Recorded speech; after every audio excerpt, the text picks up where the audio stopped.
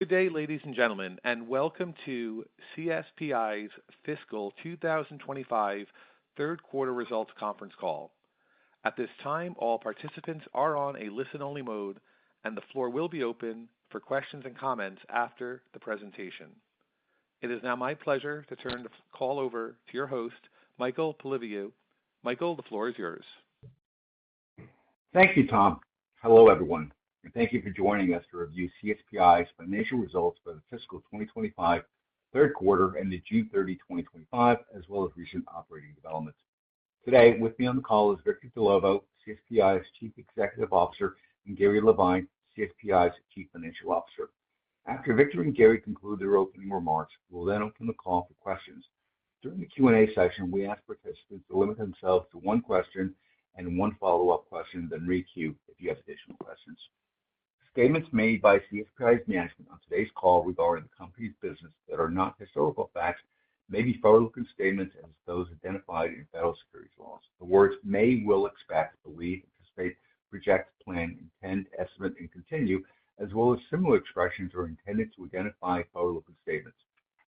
Forward-looking statements should not be meant as a guarantee of future performance or results. The company cautions you that these statements reflect the current expectations about the company's future performance or events and are subject to several uncertainties, risks, and other influences, many of which are beyond the company's control, that may influence the accuracy of the statements and the projections upon which the segment and statements are based. Factors that may affect the company's results include, but are not limited to, the risks and uncertainties discussed in the Risk Factors section of the annual report on Form 10-K and the quarterly report on Form 10-Q filed with the Securities and Exchange Commission. Forward-looking statements are based on the information available at the time those statements are made and management's good faith belief as of the time with respect to future events. All forward-looking statements are qualified in their entirety by this cautionary statement, and CSPI undertakes no obligation to publicly revise or update any forward-looking statements, whether as a result of new information, future events, or otherwise after the date thereof. With that, I'll turn the call over to Victor Dellovo, Chief Executive Officer. Victor, please go ahead. Thanks, Michael, and good morning, everyone. Our fiscal third quarter revenue was $15.4 million, representing an 18% increase over last year's third quarter revenue. It also represents an 18% sequential increase over our prior quarter and illustrates the building momentum our business segments are generating in the market. A technology solutions segment is presently driving our revenue growth, as in the high-performance product segment, we continue to build awareness and, more importantly, significant deal pipeline for our highly differentiated AZT Protect cybersecurity offering. Midway through the fiscal fourth quarter, the momentum is continuing, and we believe that if current trends continue, we'll be able to grow both top and bottom line for the full fiscal year. Our managed cloud business provides customers with customized managed infrastructure solutions, moving their technology and data management to the cloud, and continues to exceed our expectations. We have gained significant traction in niche markets, including the container shipping industry. Recently, one of our customers increased our involvement with their operation to provide cloud services to their headquarters after we built a hugely successful track record with their vessels. TS has experienced strong momentum in the cloud initiatives, driven by successful execution over 20 active projects and the span range from industries and use cases. The growth reflects the company's strategic focus on delivering secure, scalable, and high-performance cloud solutions tailored to clients' needs, from infrastructure modernization to advanced cybersecurity services.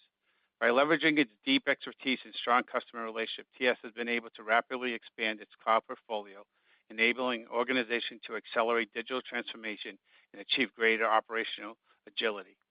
The breadth and diversity of these active projects underscore TS's ability to meet complex technical demands while positioning itself as a trusted partner in the evolving cloud market. Overall, the TS business generated strong revenue growth, and demand remained strong during the fourth quarter.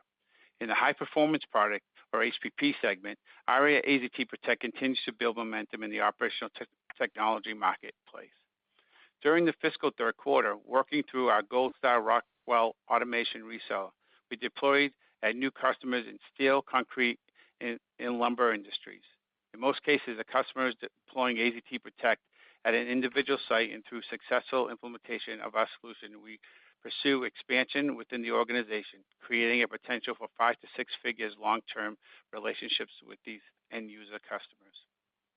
We have settled on a land and expand sales approach with the feedback from our resellers. So what does that mean by land and expand in the steel industry? We recently signed the first customer, one of the U.S. largest steel producer mill sites. The customer loved our ability to lock down the environment and already have seen success in stopping an unintentional update that could have taken down the mill's production. We have called this feature Industrial Control Lockdown. As we built a track record at that site, we have gained trust and traction with other plants within the company operations, especially now that we have internal reference plant is willing to vouch for us. Over time, this could result in significant company-wide relationship for us. This approach is broadening our deal pipeline for AZT, which continues to offer our operational technology marketplace a unique, effective cybersecurity industrial control solution. This is the same process in which we secured the multi-million-dollar opportunity within the global pharmaceutical company in fiscal 2024, which we continue to support AZT Protect for six-figure annually for this customer, as mentioned in the last quarter's press release. Q3 was the first quarter working with the 3 largest Rockwell resellers, each which does tens of billions in revenue in the U.S. each year. We talked to each of their top executives in July, and the feedback was overwhelmingly positive. Starting, they all feel we're right on track to meet their sales plans for the product, which should see strong expansion within the next 3 to 6 months after laying out the groundwork in Q3 and Q4. One of these resellers is Rexel USA, an industrial leader in supply industrial equipment throughout the United States. Rexel provides a variety of products to industrial customers across the U.S. and is a premier Rockwell automation distributor. Here is the feedback, quoted. We can now see how to properly position this product, and unlike other industrial automation products we sell, the sales cycle is much shorter. It gives us a chance to have conversations at an executive management level with our customers, and we are already engaged in opportunities to deploy in large multi-site U.S. customers. They also asked for patience as they position ARIA AZT for expanding revenue opportunities within their large customer base. CED and Sonepar USA echoed similar statements, saying they are both excited about the opportunity to grow business in FY26 now that they have had initial success with selling the product. Based on their expert opinion, they estimate we're somewhere near the end of early adoption cycle and moving towards revenue acceleration. One of our major wins, which was received late in Q2 and announced during the fiscal third quarter, was the initial order was to protect energy management equipment at each towers at one of the largest cell towers in South Africa. This came from the South African distributor Oryx. Later in the quarter, we announced a follow-up order to provide protection for security camera monitoring systems deployed at the same company's towers. This is important development as we currently have ARIA team members on the ground in South Africa to foster stronger relationships. Deployment of these AZT Protect installations often requires a customized approach for the first deployment. Specifically involved, our team integrated our software to be used within the systems and products supplied by other vendors. As a result, the initial deployment process could take longer than we would like. However, once the initial integration is done, the result is a sticky solution that can be deployed automatically across each vendor's customers as they deploy or upgrade their products. This ability to add AZT Protect to the company's existing industrial IoT system is a new major driver behind our growing pipeline while facing a market segment with little current competition. What this means is that not only can we expand by protecting cell tower industrial IoT infrastructure in other regions of the world, but also protect these same type of products as they are deployed across a variety of industries and sectors. Oryx is extremely bullish on AZT Protect and its unique value proposition for large growing industrial IoT markets. Looking at the feedback from the 3 largest Rockwell resellers in the U.S., combined with the exciting progress with our partner in Oryx, we believe we have made tremendous progress and are confident in our ability to maximize our returns from AZT Protect. We continue to make prudent investments in the marketing AZT Protect, which includes conference participation in attending regions events held by distributors to build off their existing customer relationships. We finished the quarter with more than $26 million in cash and cash equivalent while continuing to invest in our AZT product line. Additionally, we repurchased 19,000 common shares on the open market during the quarter, and the board of directors authorized another 3 cents per share quarterly cash dividend. In summary, the TS business continues to generate consistent, strong growth while we continue to build our presence with major customers for AZT Protect in the HPP segment. Our fiscal fourth quarter at this point is going really well, and we are positioned to finish the year ahead of fiscal 2025. CSPI was added to the Russell 3000 Index effectively June 30th, 2025, as part of the 2025 Russell Index reconstitution, which enhances our visibility among institutional investors. Now I will ask Gary to provide a brief overview of the fiscal third quarter and 9 months financial performance. Gary? Thanks, Victor. For the third quarter ended June 30th, 2025, we reported revenue of $15.4 million compared to $13.1 million for the prior year. Product revenue grew 29% over last year's third quarter, while service revenue of $5.3 million was slightly higher than the third quarter of fiscal 2024. Gross profit for the 3 months ended June 30th, 2025 was $4.5 million, or 29% of sales, compared to gross profit of $4.6 million, or 35% of sales for the quarter ended June 30th, 2024, due to our sales mix and reflects higher component costs in the product side of the business. Our engineering and development expenses increased 7%, comparing the current quarter to the prior year quarter due to increased consulting on the AZT product.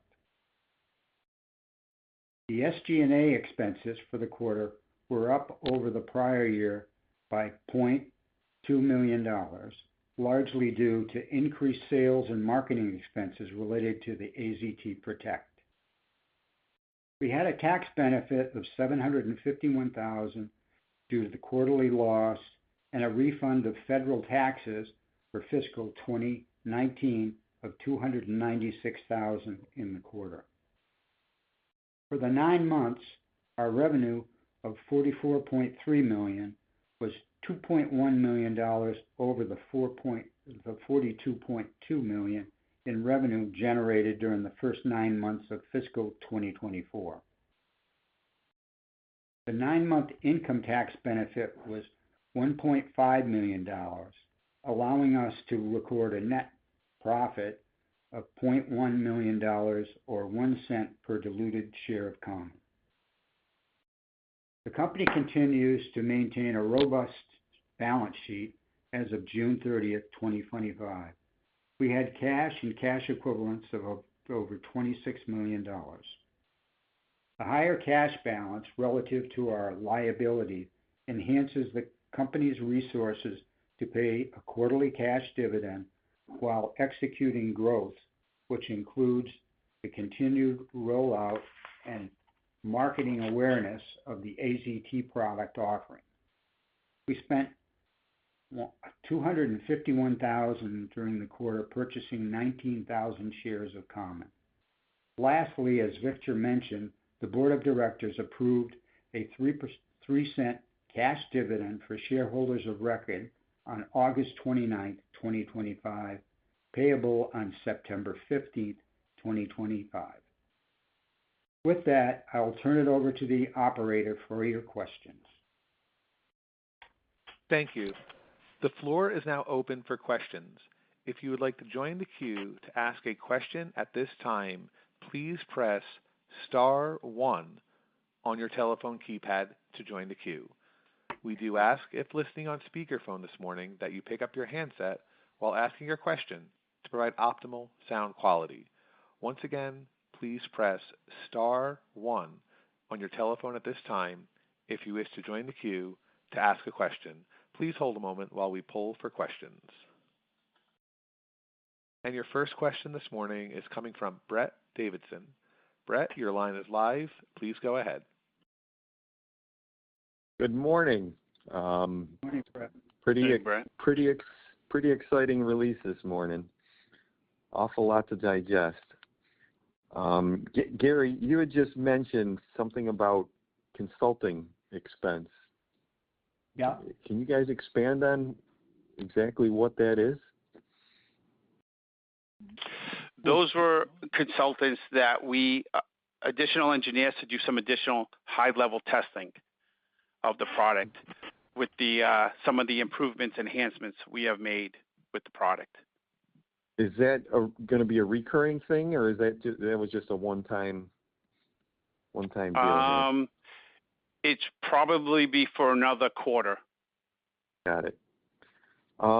You announced that there was some sort of lumber mill, concrete facilities. Yep. Can you disclose just generally where, like, the lumber mill is located? Is this a Pacific Northwest thing, or? Yes. Yes. Okay, good enough. Yeah. And the concrete thing, what does that look like? I mean, I know these things are kind of a regional thing, and I don't know that there's maybe some of these entities there's some ownership overlap in regional or national, but I think a lot of these concrete plants are local ownership, small concrete plants. So what does the concrete plant business look like? It's just basically doing the same thing, protecting, the facilities in the machinery that's being worked on the IoT side. And, some of these concretes is like 23 sites for one, where we were able to get into one and then evangelize to get into to try to get into all 23 sites. And some of these sites have, 10 endpoints, and some of them have hundreds of endpoints.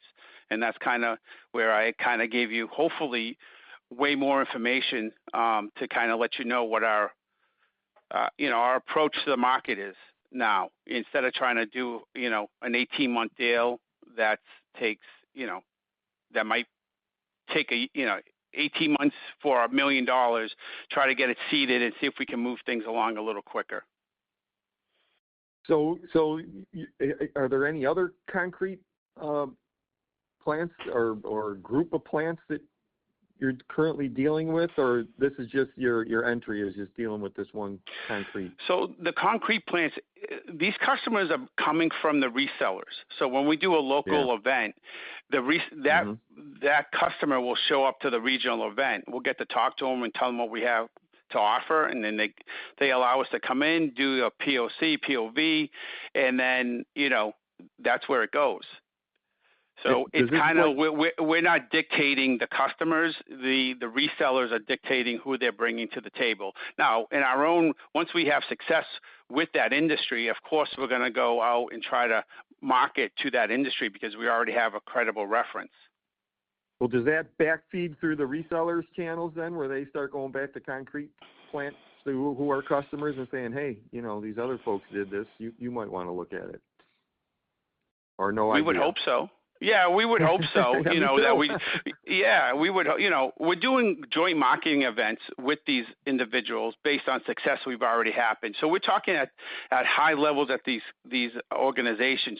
So when we do a marketing event, we can do it at the 75 locations instead of just doing it at one location. Yeah. All right. Well, thanks a lot for the added color. The release was great. I'm glad to hear that, the current quarter is rocking. So all sounds good to me. Thanks again, guys. Have a good one. Talk to you soon. Thank you. Your next question is coming from Joseph Nergis. Joseph, your line is live. Please go ahead. Yeah. Good morning, guys. How are you today? Good morning, Good Joe. morning. One quick question. We released this product in, I guess, about July of 23. Talk about AZT Protect, and Yep. over the ensuing, well, I guess now we're 25 months into it. We put quite a bit of R&D. I'm assuming a fair amount of that R&D is directed at AZT.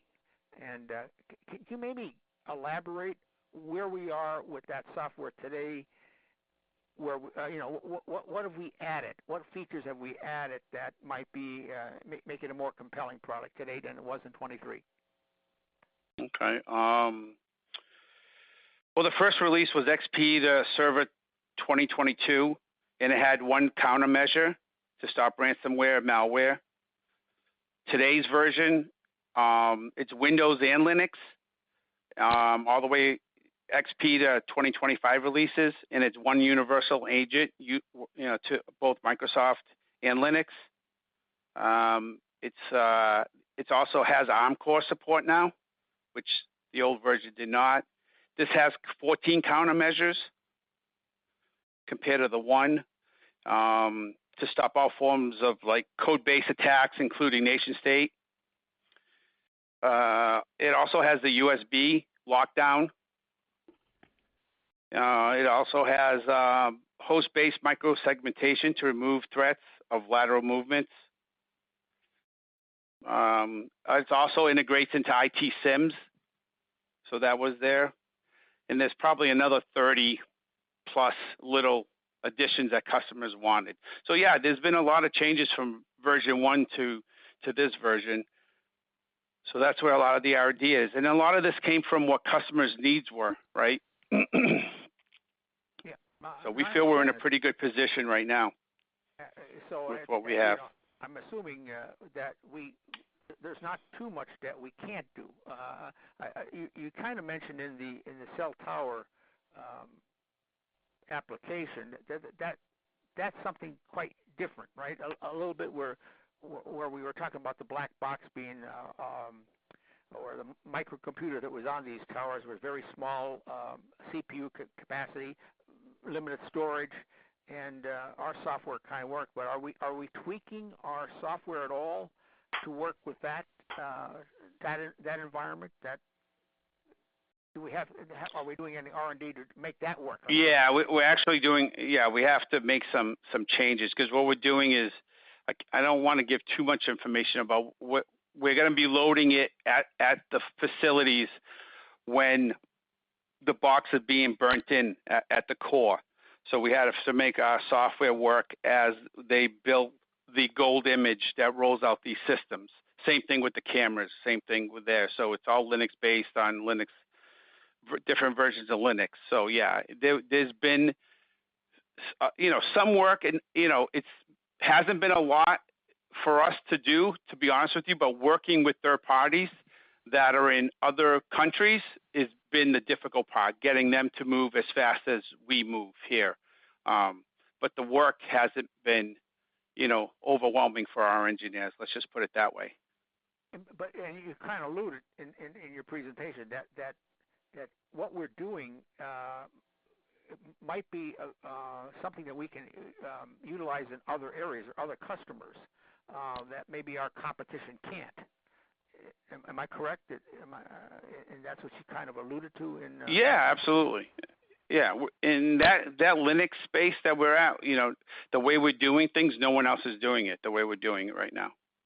So that's why we have, the people we're working with. Oryx is very excited with the way we go to market and the way we're able to work with their end user customers.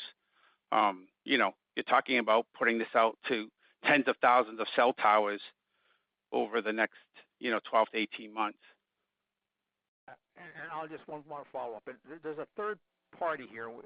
There's obviously the cell tower, there's the visual security, but again, we go back to the black box. There's a third party that makes that box. Yeah. Do we know of whether or not they are those boxes are being utilized outside of the cell tower industry? Do we know that the other customers? Yes. And yes. So is there a possibility of working with them? Correct. Yes. All right. Well, thanks a lot. I'll go back and listen to what other people ask. Thank you, guys. Thank you, Joe. Thank you, Joe. Thank you. And as a reminder, if you would wish to join queue at this time to ask a question, you may press star 1 on your keypad to join the queue. Our next question is coming from Mike Price. Mike, your line is live. Please go ahead. Good morning. Thanks for taking my questions. You mentioned the early success for Oryx, and you talked about the resellers for Rockwell. But what about some of the other resellers? I would have thought in particular UFT, protecting water facilities, would have been a big one, but you don't talk about that at all. Yeah, we could talk about that too if you guys. Yeah, we've made some progress with them. Under some NDA stuff, I can't tell you much more, but we are making progress with that. There's a way we had to go to market with that company, and there was a bunch of legal stuff that had to get situated. So we kind of pushed through that, and yeah, we're definitely making progress with them, and we look forward to some real success in 2026 in our current year. Okay, and you once identified the OT market as being potentially $50 billion. And all along I've thought that when this catches on, there's going to be exponential growth. Do you have any projections going out 12, 24, 36 months as far as AZT revenues? I mean, here we plot along. It's an 8% increase in revenues for CSPI for the quarter, but you're talking about $15 million. And in the whole space, it's a negligible amount. Do you have any projections that you can, give us what you're thinking longer term? Not that I'm willing to share. No, we have them internally. Okay. All right. Thank you. Mm-hmm. Yep. Thank you. There are no further questions in queue at this time. I would now like to turn the floor back to Victor Dellovo for closing comments. Thank you. I want to thank our shareholders for their continued interest and support. We have momentum heading into the end of the fiscal year due to some recent contract wins and the increased activity we are experiencing and encouraging. The resellers are helping raise AZT Protect name, and it's becoming more widely known, and the relationship with Rockwell ensures this will continue. Our goal is to go out there with maximum effort, close deals, and once installed, grow that base as we are demonstrating with the South African cell tower company. We're fortunate to have the TS business that generates the profit to fund the ARIA business, and we look forward to updating you on our progress during the fiscal fourth quarter and full year call in November. Until then, stay safe. Thank you. This does conclude today's call. You may disconnect your phone lines at this time and have a wonderful day. Thank you once again for your participation.